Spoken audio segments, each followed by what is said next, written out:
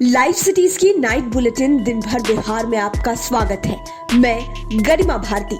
सबसे पहले सुर्खियों पर एक नजर। होली के मौके पर कई दुर्घटनाएं हुई। कोरोना का दूसरा लहर तेजी से पांव पसार रहा है। अररिया जिले में जिंदा जल गए 6 बच्चे। सभी की उम्र 2.5 साल से 5 साल तक की थी।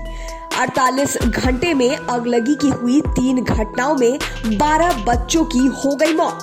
नेता प्रतिपक्ष तेजस्वी यादव ने नीतीश सरकार पर फिर किया हमला। पटना के दानापुर में हिंसक वारदात में 2 की गई जान। बिहार में अब 200 के रेशियो से मिलने लगे हैं कोरोना के नए मरीज। और मंत्री नितिन नवीन की मां का निधन। राज्यपाल और मुख्यमंत्री समेत अन्य ने जताया शोक। अब खबरें विस्तार से।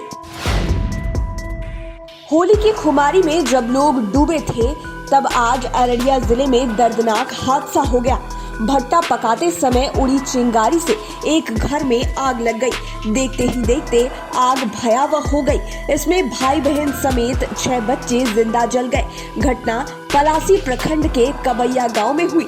आज दोपहर में कुछ बच्चे फूस वाले घर में छिपकर भुट्टा पका रहे थे। तभी तेज पछुआ हवा की वजह से चिंगारी से फूस के घर में आग पकड़ गई। आग की लपटें इतनी तेज थी कि बच्चों को निकलने का मौका नहीं मिला। बच्चों का शोर सुनकर लोग पहुंचे, लेकिन तब तक देर हो चुकी थी। सभी बच्चे 2.5 साल से 5 साल की आयु के थे। अररिया के अलावा गया और भागलपुर में भी अगलगी की घटना में 6 बच्चों की मौत हुई है।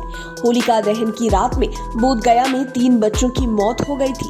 वे सब पहाड़ी की ओर होलिका दहन का खेल खेल रहे थे। इसी दौरान झाड़ी में आग पकड़ गई। उस आग में वहां मौजूद 4 बच्चे घिर गए। इनमें से 3 की मौके पर ही मौत हो गई, जबकि एक को किसी तरह बचाया जा सका। इसी तरह की अनहोनी भागलपुर के पिरपैती में होली की रात में हुई। परशुराम ग्राम पंचायत अंतर्गत बरबरिया गांव में फूस के घर में आग लग जाने से 3 बच्चों की झुलसकर घटनास्थल पर ही मौत हो गई, जबकि उनके माता पिता को किसी तरह बचाया गया। हालांकि दोनों की स्थिति चिंताजनक बनी हुई है और अब अररिया की घटना ने लोगों को स्तब्ध कर दिया है। 48 घंटे के अंदर महज 3 हादसों में 12 बच्चों की जान चली गई।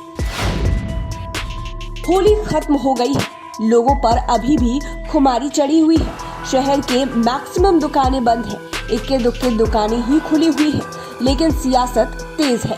नेता प्रतिपक्ष तेजस्वी यादव ने मुख्यमंत्री नीतीश कुमार पर एक बार फिर तीखा हमला किया है।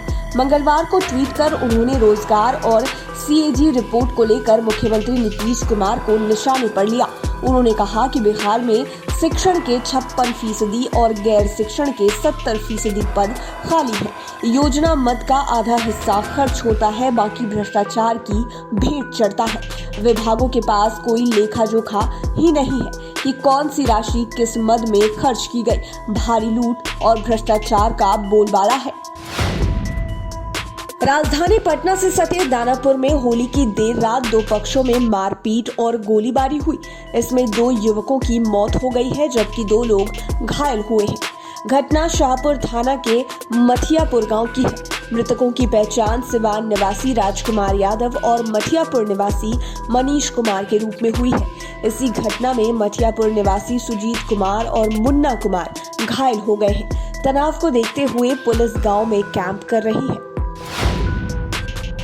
आपराधिक घटना से राजधानी पटना भी वंचित नहीं रहा। होली के दिन ही बुद्धा कॉलोनी थाने के समीप स्थित पहलवान घाट के पास अपराधियों ने युवक विकास कुमार को 4 गोलियां मारी। गंभीर हालत में उसे बेली रोड स्थित एक निजी अस्पताल में भर्ती कराया गया। विकास पढ़ाई करने के साथ ही गिट्टी बालू का भी व्यवसाय करता था। इसी को लेकर कुछ लोगों से उसकी रंजिश चल रही थी। बीते वर्ष 2020 में विकास के भाई नागेंद्र पर भी अपराधियों ने गोलीबारी की थी। पुलिस मामले की छानबीन कर रही है। हालांकि आज भी किसी को गिरफ्तार नहीं किया जा सका है। पुलिस सीसीटीवी कैमरे को खंगाल रही है। जब माथे पर खून सवार हो तो यह नहीं दिखता है कि आगे पीछे क्या होगा। ऐसा ही कुछ हुआ है गया के जलालपुर गांव में। बताया जाता है कि 25 साल बाद पंजाब से गांव लौटे 66 साल के बुजुर्ग पति ने अपनी पत्नी को लाठी से पीट कर मार डाला।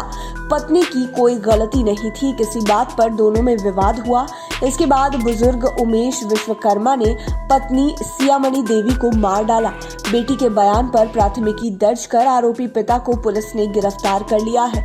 पुलिस ने खून से सनी लाठी को भी बरामद कर लिया है।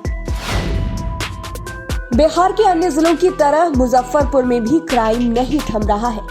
तुर्की ओपी के तारसन में आपसी विवाद में दो गुटों में जमकर मारपीट हुई। मामला इतना आगे बढ़ गया कि यह झड़प हिंसक रूप ले गया। मंगलवार को हथियारबंद लोगों ने गांव के कई घरों में तोड़फोड़ की, कई वाहनों को क्षतिग्रस्त कर दिया। यहां तक कि मौके पर पहुंचे एसडीएम की गाड़ी पर भी पथराव किया। इसमें एसडीएम की सरकारी गाड़ी भी क्षतिग्रस्त हो गई। एसएसपी जयंतकांत ने मौके पर पहुंचकर छानबीन की है। उन्होंने कहा जल्द ही दोषियों को गिरफ्तार किया जाएगा। कोरोना के दूसरे लहर का कहर अब सामने आने लगा है। अब हर दिन 200 के रेशियो से कोरोना के नए मरीज मिलने लगे हैं। होली के दिन भी इसी रेशियो से मरीज सामने आए हैं। ताजा अपडेट के अनुसार सोमवार को 239 नए मरीजों की पहचान हुई है, जबकि उसके एक दिन पहले यानी होलिका दहन के दिन इस साल का सबसे बड़ा आंकड़ा सामने आया था। उस दिन 351 नए मरीजों की पहचान हुई थी। इसके पहले 25 मार्च को 211, 26 मार्च को 251 तथा 27 मार्च को 195 मरीज मिले थे। एक बार फिर कोरोना एक्टिव केसेस की संख्या तेजी से बढ़ते हुए 1487 हो गई है।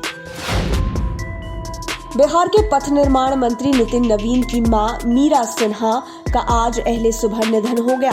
उन्होंने आज सुबह दिल्ली एम्स में अंतिम सांस ली। दोपहर बाद उनका पार्थिव शरीर पटना लाया गया। अंतिम दर्शन को पटना के बंदर बगीचा स्थित उनके आवास पर मुख्यमंत्री नीतीश कुमार समेत कई मंत्री और नेता पहुंचे। मुख्यमंत्री के अलावा राज्यपाल फागू चौहान, नेता प्रतिपक्ष तेजस्वी यादव, पूर्व मुख्यमंत्री राबड़ी देवी समेत तमाम नेताओं ने शोक प्रकट किया। लाइव सिटीज की नाइट बुलेटिन में फिलहाल इतना ही।